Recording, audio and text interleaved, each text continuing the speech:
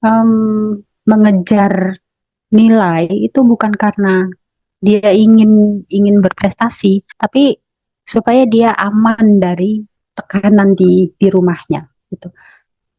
Sedih sekali ya, masa kecil harus dilewati dengan cara seperti itu. Anak Hmm. datang ke sekolah, meraih prestasi, em, dengan suasana hati yang tertekan dan penuh ketakutan. Ya, teman-teman semua, selamat datang kembali ke channel ini. Teman-teman semua, hari ini kita kedatangan tamu spesial karena tamu kita kali ini tuh dia berada di daerah di ujung Indonesia yang mungkin kita bisa katakan ya dari daerah yang sedikit terpencil lah. Ya, beliau ini adalah seorang tenaga pengajar di bidang pendidikan. Di ujung daerah Indonesianya mana itu rahasia. Kita hari ini pengen cerita-cerita sama beliau, pengen ngobrol sama beliau untuk mengetahui bahwa bagaimana sih keadaan pendidikan di daerah terpencil di Indonesia. Dan salah satunya adalah ketika kamu berada di sebuah daerah terpencil itu, kamu mungkin akan mendapati bagaimana keadaan anak-anak murid kamu. Dan di sini kita akan belajar, teman-teman.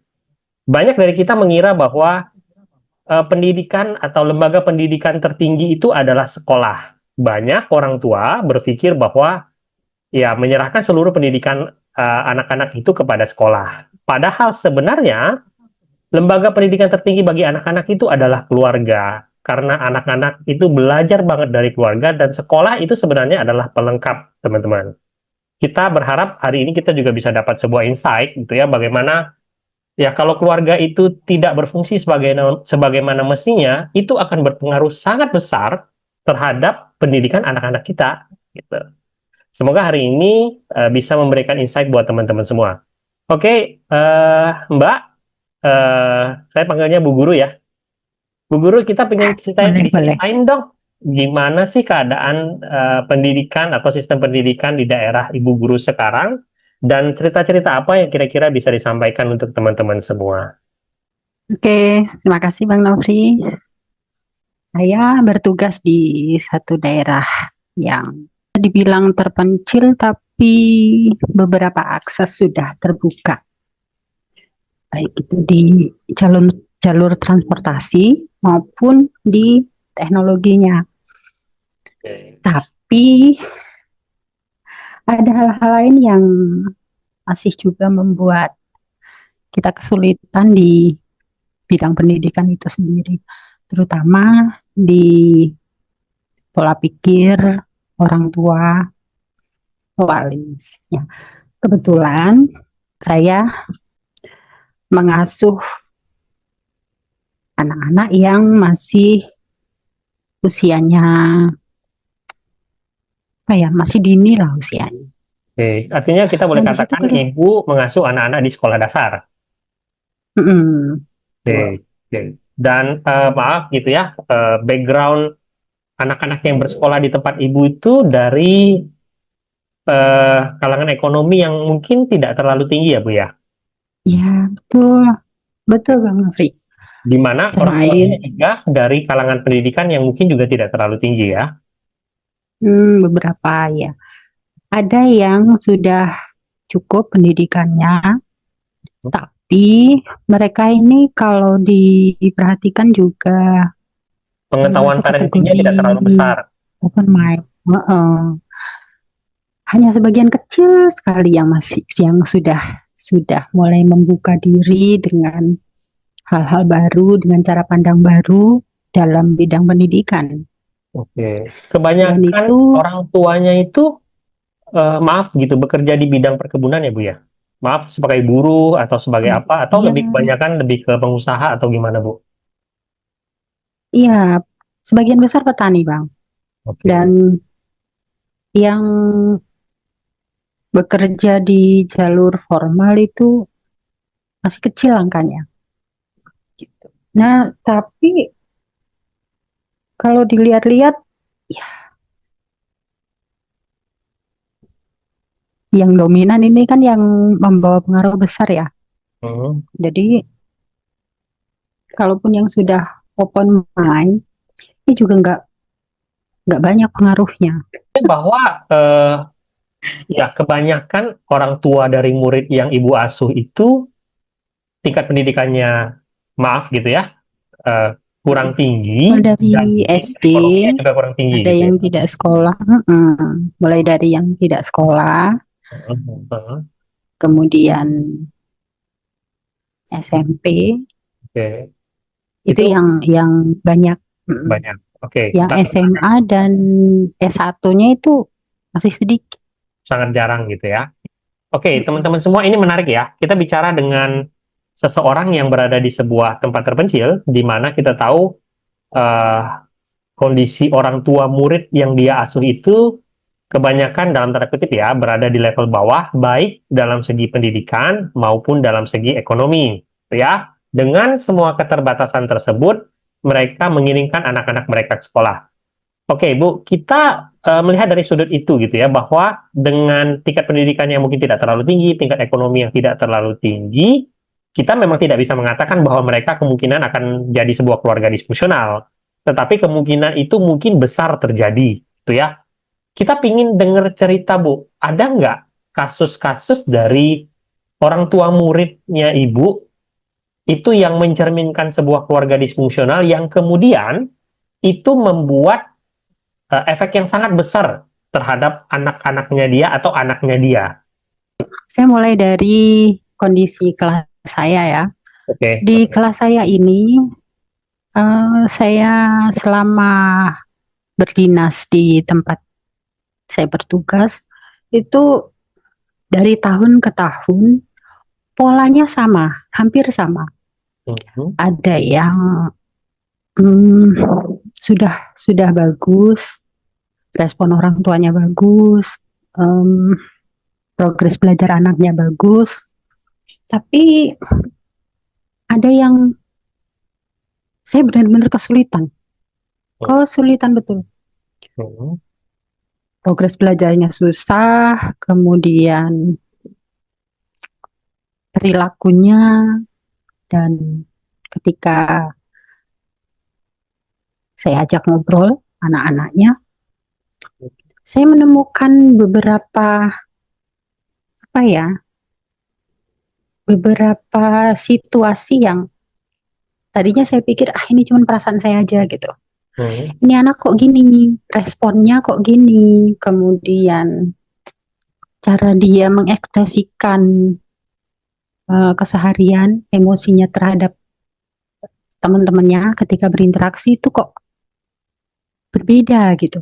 Mhm. Nah, kemudian saya coba hubungi orang tuanya, saya seperti bisa meraba. Sepertinya ini di sini. Gitu.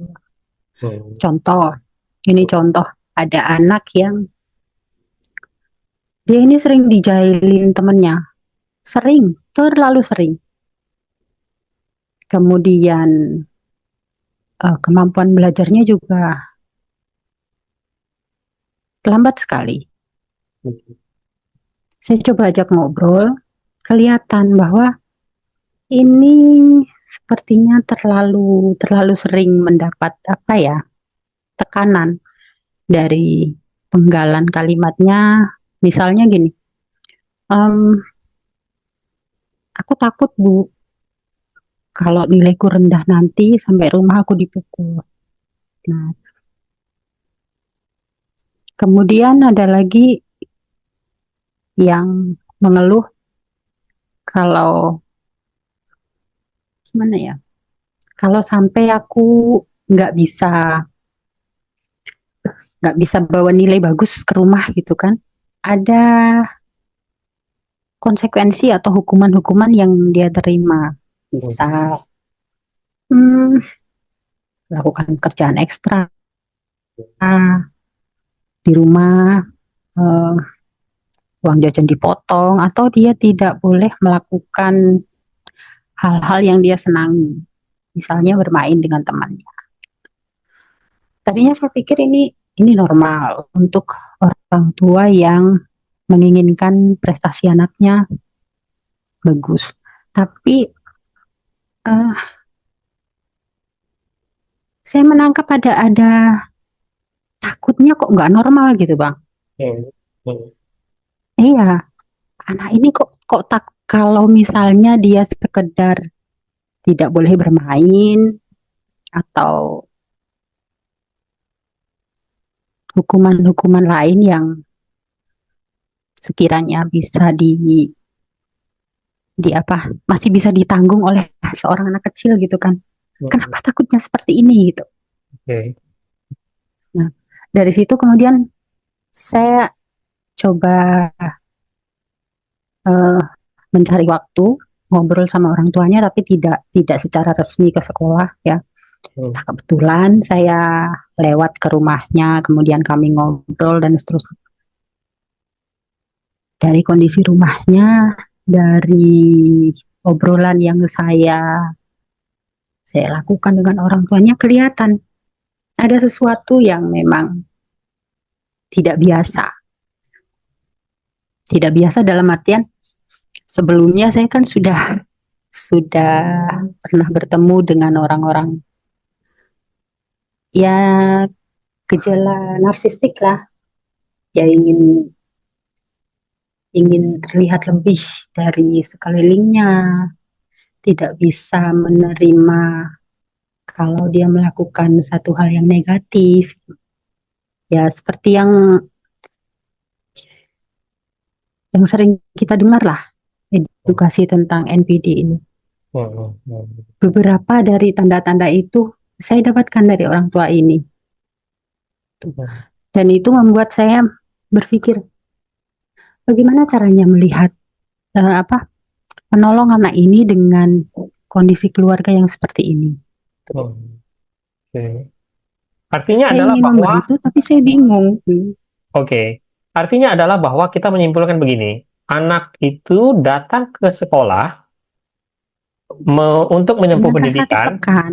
Iya, Hmm. dia menempuh pendidikan bukan karena dia ingin menempuh pendidikan, tetapi karena dia ketakutan. Oke? Ya, Artinya ini ya, PR untuk teman-teman semua ya yang nonton video ini.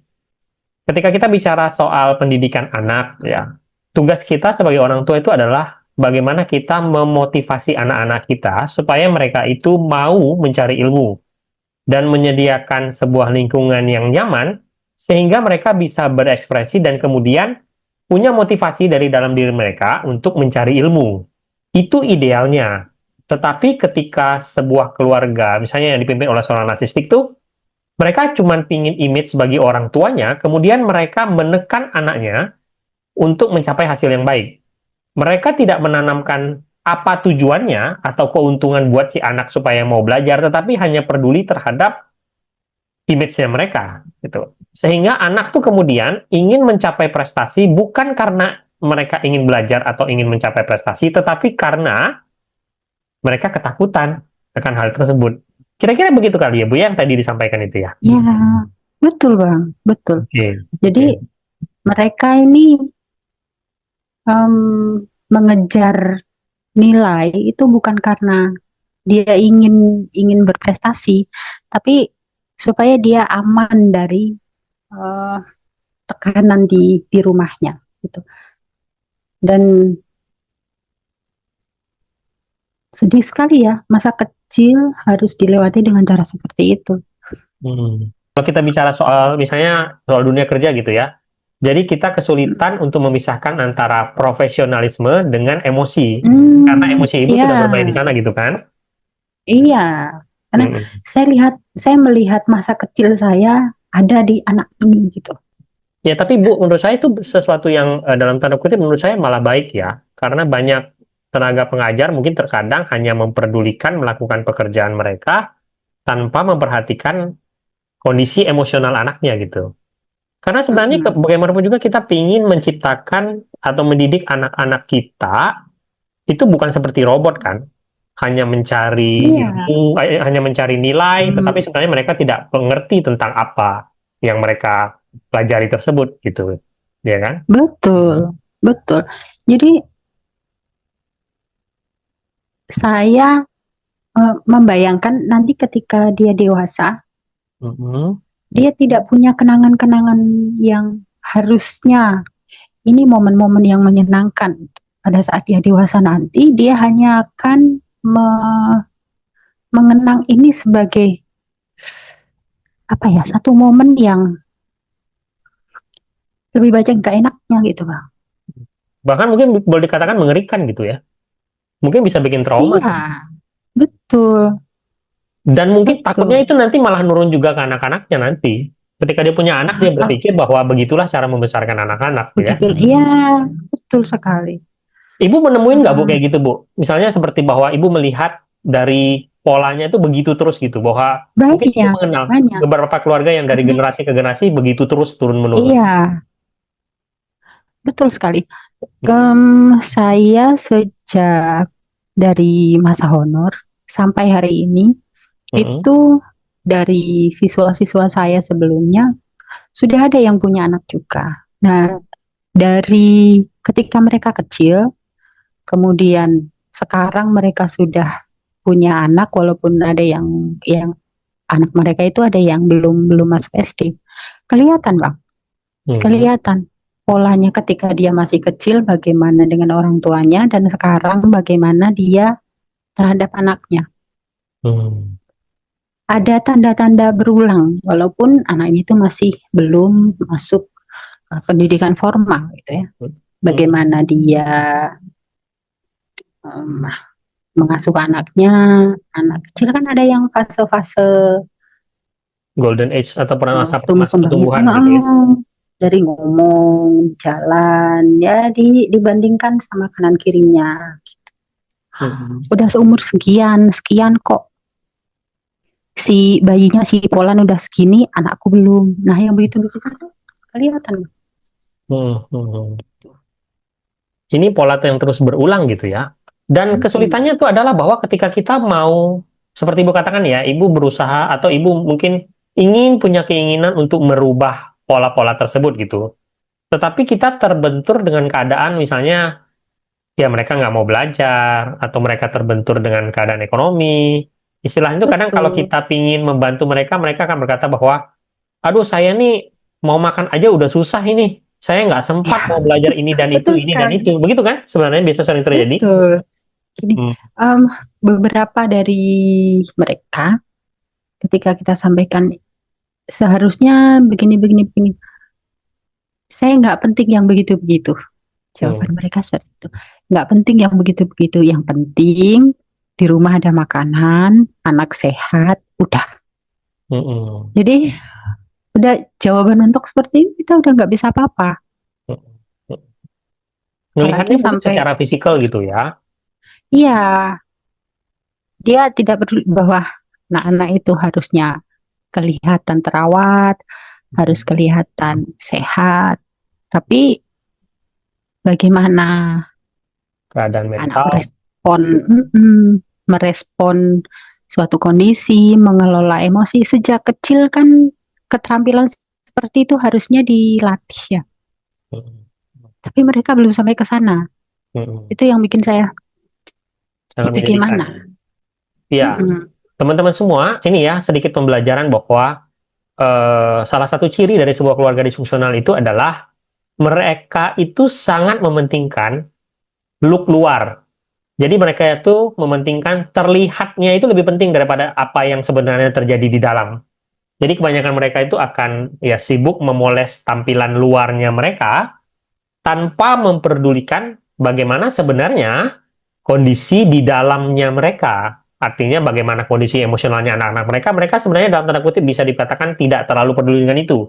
Mereka yang penting terlihat bagus di luar dan orang-orang memandang mereka. Ini sebenarnya salah satu hal yang paling menyedihkan ya Bu ya. Artinya adalah bahwa Betul sebenarnya sekali. mereka lebih penting apa kata orang tentang mereka tanpa peduli apa kata anak-anak mereka di dalam hatinya mereka gitu ya. Iya, iya, Heeh. betul Bang. Iya. Gitulah. Itu salah satu contoh kan. Anak Mm, datang ke sekolah, meraih prestasi em, dengan suasana hati yang tertekan dan penuh ketakutan. mm, Em, di kasus yang berbeda, mm. itu ya namanya anak-anak kecil kan kadang main, terus ya ada suasana-suasana apa ya kayak. ya semacam bullying gitulah. Cuman sejauh ini masih terawasi dengan baik oleh saya. Hmm. Tapi yang menyedihkannya gini Bang, hmm, anak ini ketika mendapat perlakuan yang tidak menyenangkan dari temannya, itu seperti tidak punya kemampuan untuk melindungi dirinya. Oke, oke. Nah, ketika mainannya diambil, ketika peralatannya diambil, dirusak, atau bekal makanannya itu dihabiskan oleh yang lain sementara dia belum sempat menikmati, dia nggak bisa apa-apa, Bang. Dan itu berulang kali terjadi. Hmm. Oke. Iya, dia hanya bisa menangis, kemudian mengadu. Mengan- Setiap hari, hampir setiap hari seperti itu. Hmm, hmm. Saya pikirnya, "Em, kenapa anak ini seperti ini?" Artinya mungkin begini ya Bu ya, di dalam kehidupan dia sehari-hari bersama keluarganya itu, mungkin dia terbiasa terus ditekan oleh orang tuanya tanpa boleh bersuara. Sehingga Ternyata ketika dia keluar, dia berpikir hidup begitu gitu.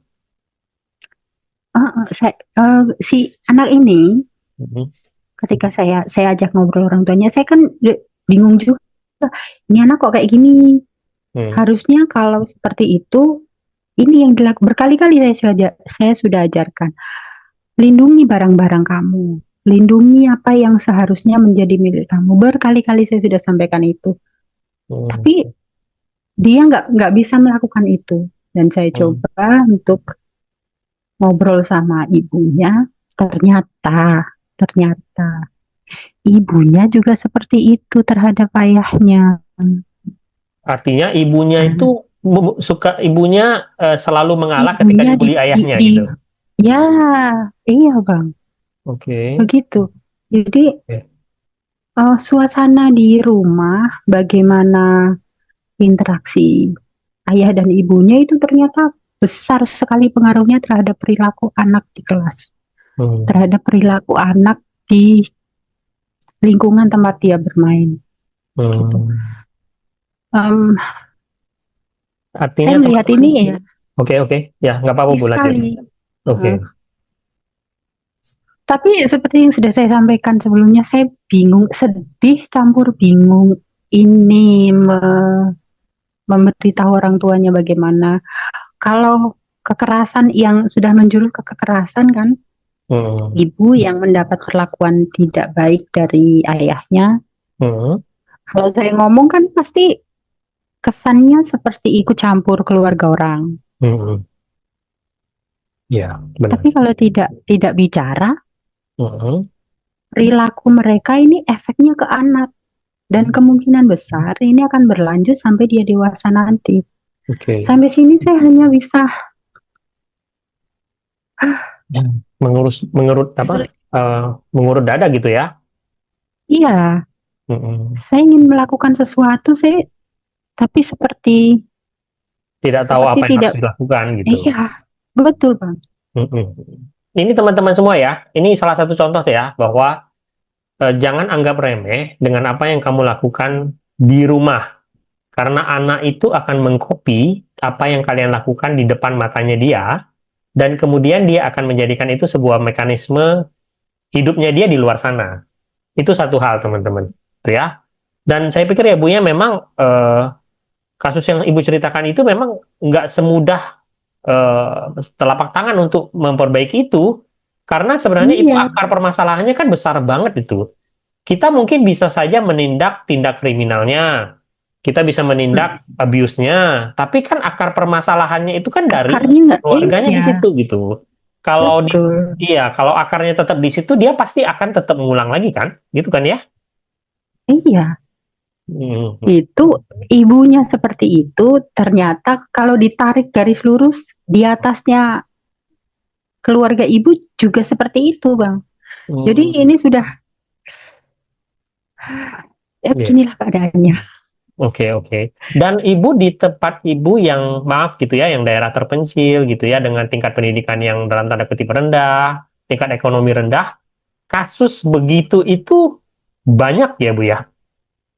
Banyak, Bang. Dari kelas satu, dari kelas. satu kelas yang Mhm, mhm, saya tangani, mhm, setiap tahunnya itu mhm, pasti ada dan angkanya, misalnya kita anggap saja satu kelas itu 10 orang ya, mhm, mhm. itu ada 3 orang di Oke, antaranya. dan itu cukup Dari besar, 10 orang itu ada 3 orang. Cukup besar, Bang. besar itu. Dan Oke. setiap tahun itu ada. Mhm, Setiap tahun ada. mhm, Dari zaman saya dulu-dulu sampai mhm, hari ini. Situasi seperti itu selalu ada. mhm. Anak-anak yang tidak mampu membela diri, anak-anak yang datang ke sekolah dalam kondisi ketakutan, kemudian anak-anak yang kesulitan apa, menerima pelajarannya, tidak bisa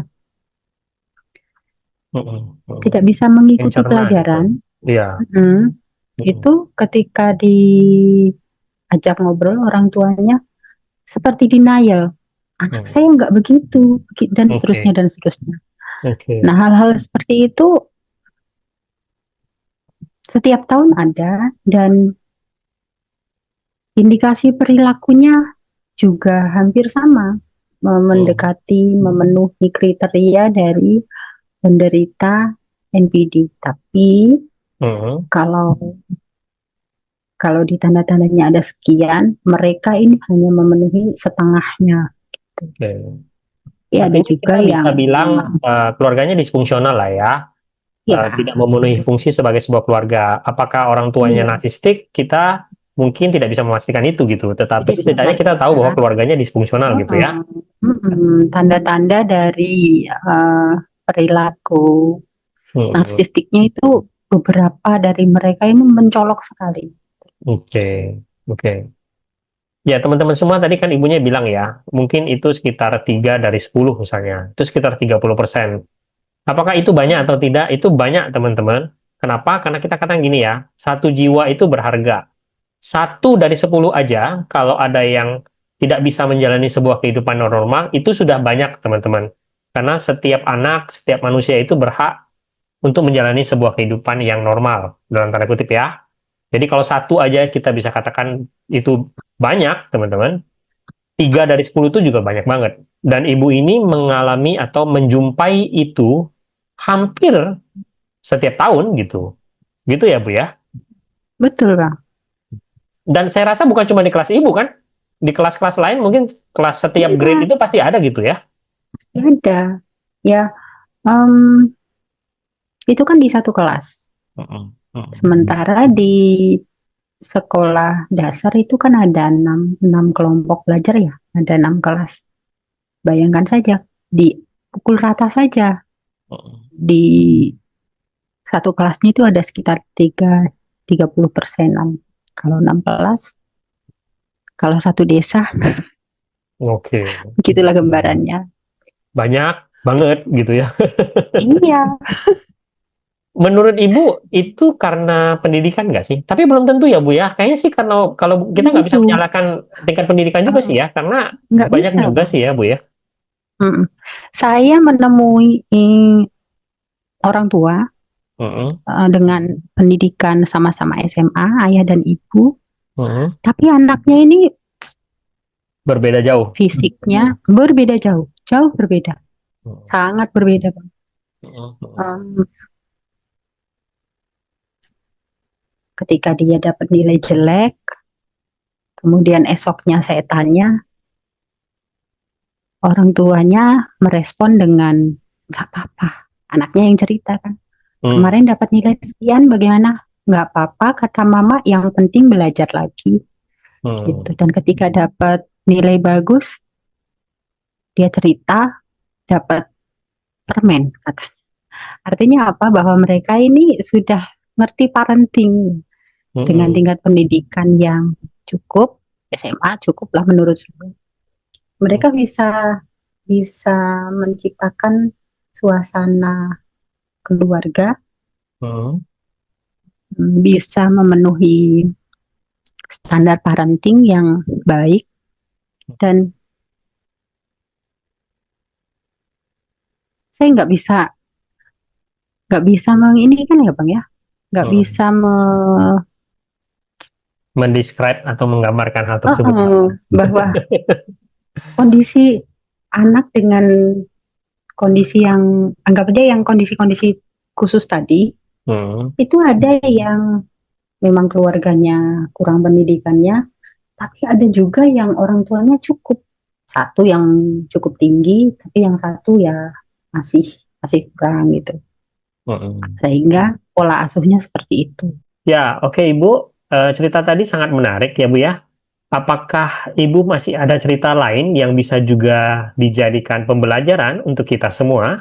Itu kan dari yang tadi kan ada dua macam kondisi siswa yang bisa dibilang dari keluarga yang disfungsional. Yang ini berbeda. Kalau tadi kita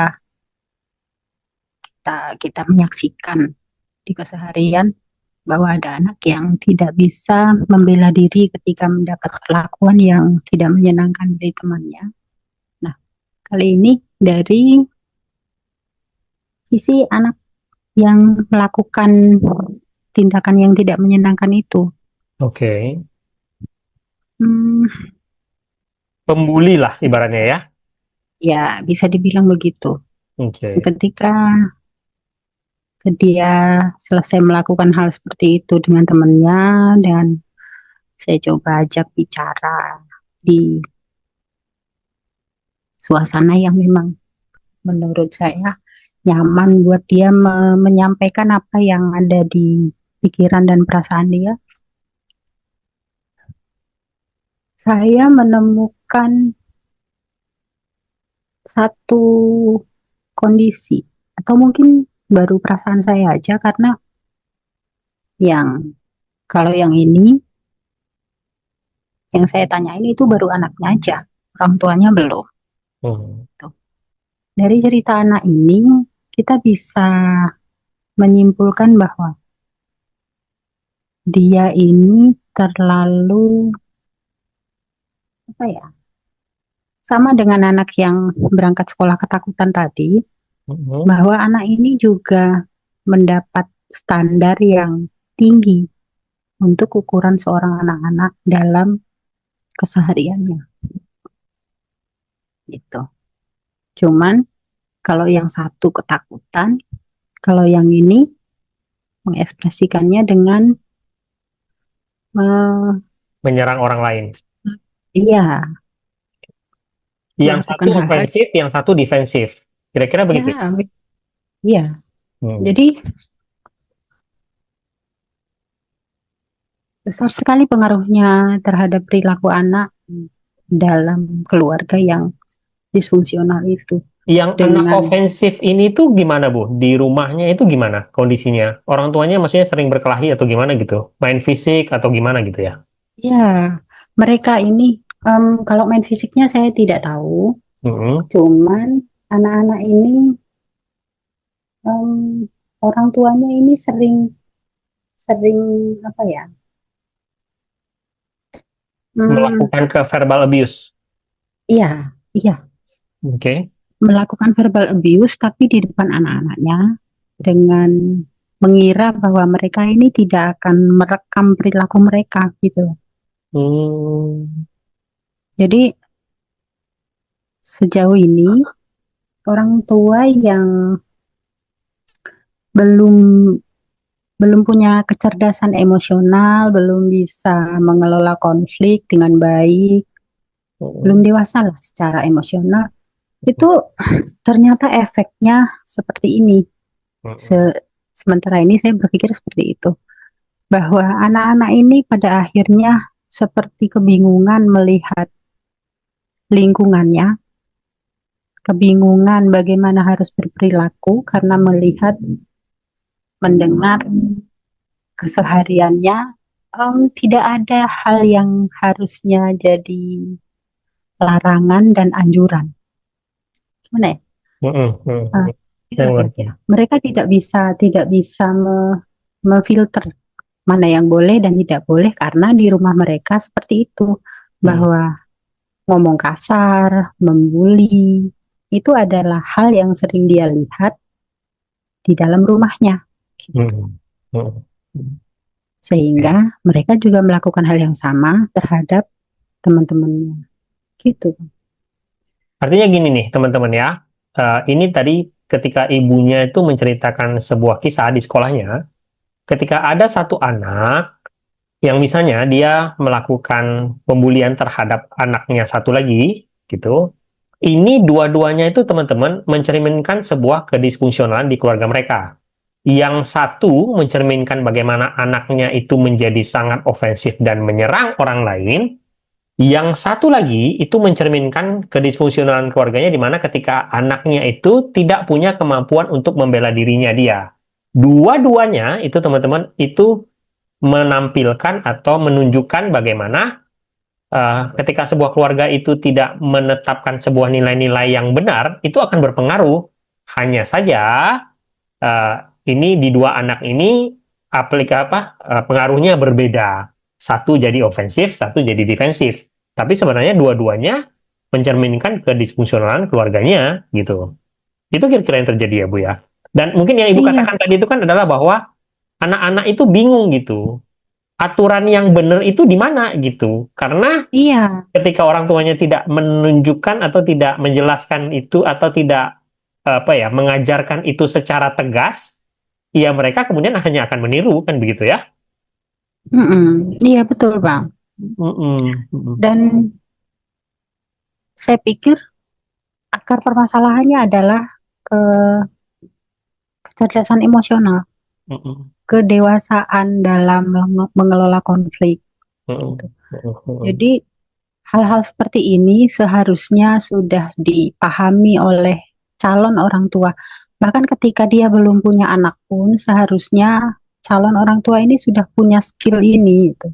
mm-mm. Sehingga ketika mereka memutuskan punya anak, mereka benar-benar sudah siap dengan apa ya, dengan Konsekuensi gitu. pilihan mereka. Iya, pilihan mereka untuk punya keturunan. Mm, Sehingga hal-hal seperti ini bisa bisa ditekan angkanya, gitu.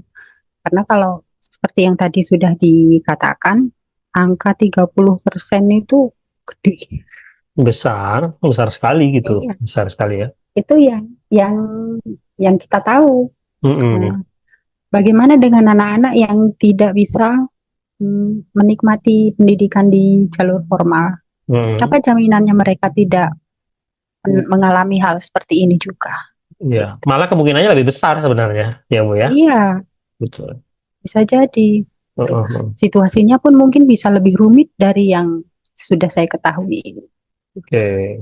Ya sulitnya tuh gini ya, banyak kemudian yang seperti saya katakan di awal itu, banyak orang tua tuh yang kemudian justru menyalahkan sekolah karena dianggap tidak bisa mendidik anak-anak gitu. Betul, Padahal kan itulah yang sebenarnya akar permasalahannya dari keluarganya mereka gitu. Ya, Bu ya.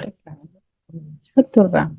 Mm-mm, Dan sementara ini mungkin besok-besok berubah ya. Sementara ini mereka mengira kalau anak sudah masuk ke sekolah, mm-mm, itu semua kemampuan yang harusnya didapat itu bisa didapat di jam sekolah. Padahal kan nggak begitu.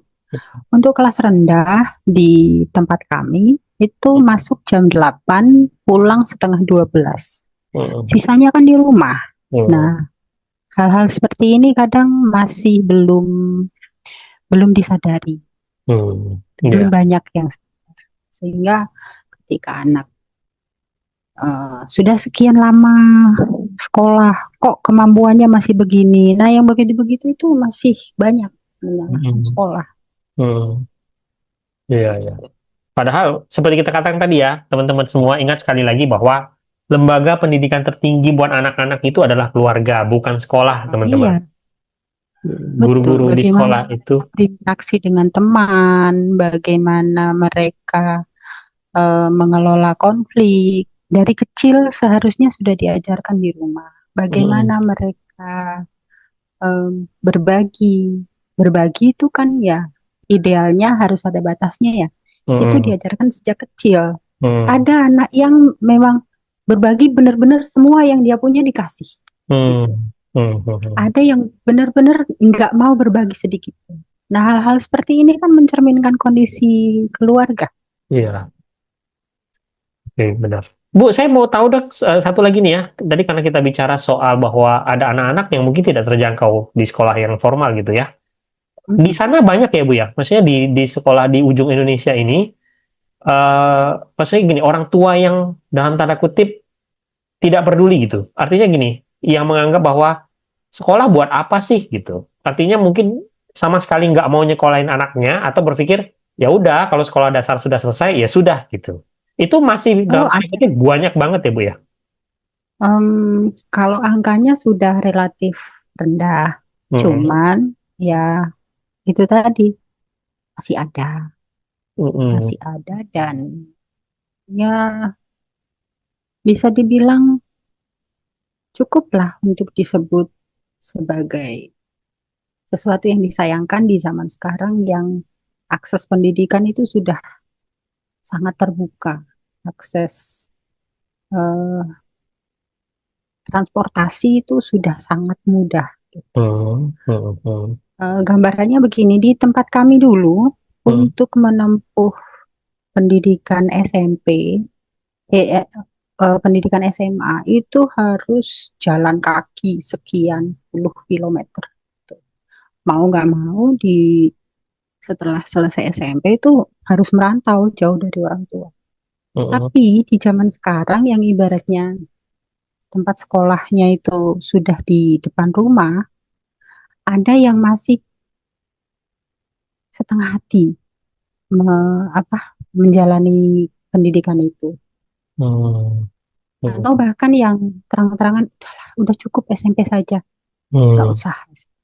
Atau yang baru di tingkat SD, udahlah, Mm. Mm. sekolah juga Mm. apa Buat apa? eh, kemampuannya begini-begini aja gitu. Mm. Maksudnya Mm. kemampuannya begini-begini aja itu gini Bang. Mm. Ada di sekolah kami ini indikasi anaknya ini disleksia gitu. Mm. Cuman bagi kami para pendidik ini juga istilah ini masih masih terhitung asing ya. Mm. Disleksia itu penanganannya bagaimana, kemudian mengenali tanda-tandanya bagaimana. Itu masih masih PR buat kami. Nah, Oke. anak-anak yang mengalami disleksia, kemudian ini kan harusnya bukan di sekolah normal ya. Mm. Nah, kemudian kalau sekolah khusus juga kemampuan ekonomi orang tuanya tidak memungkinkan. Nah, yang kondisi begini ini yang kadang hmm, itulah tadi dia kondisinya begitu, kemudian dia bicara, didengar temannya yang mirip-mirip tapi bukan penderita disleksia akhirnya terpengaruh. Itu yang bikin angkanya jadi membengkak gitu. Mm. Kondisi Oke. jadi Artinya bahwa ada yang ada yang indikasi punya indikasi disleksia, kemudian dia mm. merasa putus asa dengan jalur pendidikan formal. Lalu dia bicara Mm. yang bernada menurunkan motivasi Mm. belajar. Yang Mm. denger ini Mm. punya kemampuan yang hampir sama tapi bukan penderita disleksia. Artinya kan yang diajak ngomong ini harusnya masih bisa berkembang lagi ya. Tapi Oke. karena terpengaruh ya Mm. terikutlah. Nah, itu yang bikin angka tidak berminat pendidikan itu tinggi juga di sini. Oke. Gitu. Oke, oke. Artinya adalah ya ini memang PR besar ya Bu ya. Memang sulit sih ya. Satu sisi orang mungkin akan menyalahkan tenaga pendidikan, tetapi kan tenaga pendidikan pengajar juga sejauh mana sih bisa mengawasin banyak anak-anak tersebut gitu ya. Sedangkan dari Hmm. sisi orang tuanya tersebut, dalam tanda kutip, entah karena tingkat pendidikan mereka tidak cukup untuk menganalisa masalah yang ada, atau mereka memang juga nggak peduli sebenarnya dengan itu gitu, karena merasa tidak Iya. terlalu penting untuk dilakukan gitu ya. Kemudian Hmm. anak tuh jadi korban masalah itu sendiri gitu, ya kan begitu ya? Iya, Heeh. Dan masalahnya itu berputar di situ-situ saja. Setiap tahun di situ Jadi terus gitu ya, Bu. Kasus itu iya, dari berulang terus dari gitu. tahun ke tahun selalu ada yang kondisinya seperti itu. Gitu. Itu Mhm. kan artinya ada ada tanda-tanda bahwa ya di sini-sini saja masih jalan di tempat. Mhm, Baik itu mhm, pola pikirnya, mhm, berangkat dari pola pikir, situasinya juga nggak berubah kan gitu. mhm, mhm. Nah, Bu, gini Bu, kita pengen dengar juga nih. Semoga ya, mudah-mudahan tuh ada juga kisah inspiratif deh. Kalau tadi kita bilang banyak orang tua yang kemudian pasrah dan kemudian secara turun-temurun menurunkan generasional traumanya mereka, dan anaknya mungkin juga berada pada level yang sama terus gitu ya. Tapi ada juga nggak Bu, orang tua tuh yang kemudian istilahnya, saya nggak mau nih anak saya tuh sama kayak saya nih. Saya akan berjuang keras untuk bikin anak saya tuh punya kehidupan yang lebih baik dari saya gitu. Ada bang, Oh iya, ada. oke. Heeh. Ya mereka mengorbankan segala sesuatunya lah. Mhm, mhm, Ibaratnya ya kepala jadi kaki, kaki jadi kepala gitu. mhm, mhm, Untuk supaya anaknya bisa mendapat pendidikan yang layak gitu. mhm. Cuman ini hitungannya masih Minim. kecil. Mm-mm. Hmm. Yang mengulang jauh lebih banyak daripada yang Iya. berusaha mencegah hal tersebut gitu ya. Mm-mm. Mm-mm. Mhm, Yang ada dalam pikiran saya ini kan bagaimana caranya supaya ini yang kasus pertama tadi, yang disleksia tadi, mhm, itu dari tahun ke tahun tuh angkanya menurun. mhm, Cuman sampai mhm. sejauh ini kelihatannya masih sama. Ya harapannya ke depannya bisa ada perubahan gitu. Semoga ada gebrakan apa gitu ya Bu ya untuk menghadapi kasus-kasus seperti ini ya. Karena kan kita baru bicara satu kasus kan displesia ya. Saya pikir mungkin kasus lain mungkin juga banyak gitu kan sebenarnya ya. Selain Tapi displesia siapa yang bisa sebenarnya. mengebrak ya? Ya kita nggak tahu ya. Bukankah Siapa tahu harusnya pembicaraan orang-orang seperti itu? Siapa tahu pembicaraan kita nyampai kemana-mana gitu kan ya kita nggak pernah tahu ya. Setidaknya ada suara yang bisa kita keluarkan gitu ya. Apakah ini bisa nyampai kemana-mana kita juga nggak tahu. Tapi setidaknya ketika ibu berbicara tentang hal ini, ya ada sebuah sinyal yang kita keluarin Bu. Setidaknya kisah itu tidak terpendam di sana Iya, dan kegelisahan bisa kita ini sampai. ada yang menangkap ya. Hmm. Iya gitu ya. Maksudnya dalam arti Kegelisahan saya, mungkin iya kalau yang Bu. di kota itu sudah tidak mengalami permasalahan seperti ini ya. Iya, oke. Ya artinya makanya makanya kita butuh kan sebenarnya sinyal-sinyal Hmm. dari tempat terpencil itu kita butuh gitu memperkuat sinyal itu menyampaikan sinyal itu keluar melalui Mm-mm. obrolan-obrolan seperti ini gitu. Ini teman-teman Iya. semua ya, sedikit cerita ya. Saya cerita sedikit kondisi saya bahwa saya tuh juga berasal dari ujung Indonesia. Saya nggak kasih tahu juga dari mana gitu ya. Dan sebenarnya dulu ketika saya di sekolah dasar saya itu juga mirip sebenarnya dengan yang diceritain ibu ini. Walaupun mungkin tingkatnya dalam tanda kutip itu tidak separah yang diceritakan ibu ini. Tapi sebenarnya saya juga tahu ketika ibu tuh cerita bagaimana dinamika keluarganya itu kemudian membentuk banyak anak-anak yang kemudian ada yang jadi pembuli, ada yang kemudian juga tidak bisa membela diri gitu ya. Itu cukup saya tahu gitu keadaan seperti itu gitu ya. Dan itu memang real terjadi di mana-mana sebenarnya. Dan sebenarnya kan itu ketika kita bicara hanya sekolah dasar itu nggak berhenti di situ kan. Itu artinya nanti ketika Enggak. mereka masuk ke sekolah menengah atau sekolah SMA misalnya, tingkat kedisfungsionalan mereka itu bisa bertambah gitu. Misalnya menjadi Bisa kriminal bertambah. atau menjadi hal-hal yang lain yang lebih parah kan sebenarnya. Mm-mm. Itu Iya. yang akhirnya udah mulai kenal depresi dan seterusnya itu kan Oke, Ibu, teman-teman. sebagai penutup, kita pingin dong Ibu menyampaikan sebuah harapan untuk orang tua di luar sana berkaitan dengan anak-anak mereka. Ya, teman-teman, bahwa kita ketika sudah memutuskan untuk punya anak, itu artinya kita sudah siap dengan segala sesuatunya termasuk parentingnya. Kenapa? Karena kemampuan untuk me- menghadapi fase baru dalam hidup kita, yaitu punya anak, itu tidak sekedar mencukupi mereka dengan sandang, pangan, dan papan. Tapi lebih dari itu, bahwa ketika kita memutuskan untuk punya anak, artinya kita siap untuk meluangkan waktu, memahami anak-anak kita, eh, mempersiapkan psikisnya, menghadapi tantangan masa depan yang semakin hari semakin tidak mudah, tapi bukan berarti Tidak bisa, bukan ya. berarti tidak bisa, gitu ya. Dan itulah sebabnya kenapa kita harus terus belajar sebagai orang tua untuk memahami anak-anak kita supaya mereka bisa menjadi generasi penerus yang tangguh menghadapi tantangan masa depan. Oke.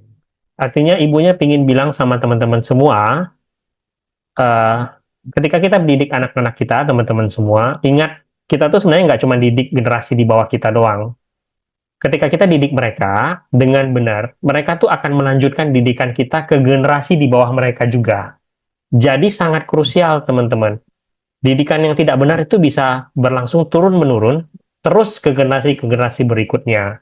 Karena itu, tanggung jawab kita sebagai orang tua itu sangat besar ketika kita memberikan warisan kepada anak-anak kita. Kira-kira begitu ya, Bu ya? Iya, betul, Pak. Oke ya. Ya, Ibu, terima kasih banget sudah memberikan sebuah gambaran tentang bagaimana menjadi tenaga pendidikan di sebuah tempat terpencil di Indonesia, gitu ya, dengan semua keterbatasan. Saya pikir begini, Bu ya, saya sebagai pribadi cuman mau bilang berterima kasih gitu ya. Ini bukan karena Ibu jadi narasumbernya saya, tetapi benar-benar saya berterima kasih karena melihat seorang tenaga pendidikan tuh tidak hanya sekedar melakukan pekerjaan, tapi juga berpikir tentang bagaimana kondisi emosional anak-anak mereka, itu menurut saya sesuatu yang hebat gitu ya. Tidak semua tenaga pendidikan melakukan hal tersebut. Bahwa sebenarnya kan ketika kita menjadi seorang guru atau tenaga pendidikan itu, kita tidak hanya terbatas memberikan ilmu kan, kita juga menjadi penanggung jawab akan keadaan emosionalnya mereka. Terima kasih sekali loh Iya, karena sudah benar-benar mau melakukan itu terhadap anak-anaknya ibu gitu. saya senang melakukannya, Bang. Oke. Sebuah kesenangan, sebuah kebahagiaan ketika melihat anak-anak ibu menjadi seseorang yang baik gitu ya Bu ya. Ya, iya, betul, Bang. Iya. Terima kasih ya Bu ya sudah datang ke podcast ini. Semoga apa yang kita bicarakan ini bisa jadi insight yang berguna buat teman-teman semua. Oke, sama-sama, Oke. Bang. Terima kasih Ya. juga. Semoga apa yang saya share ini bisa menjadi sesuatu bagi orang tua di luar sana. Amin.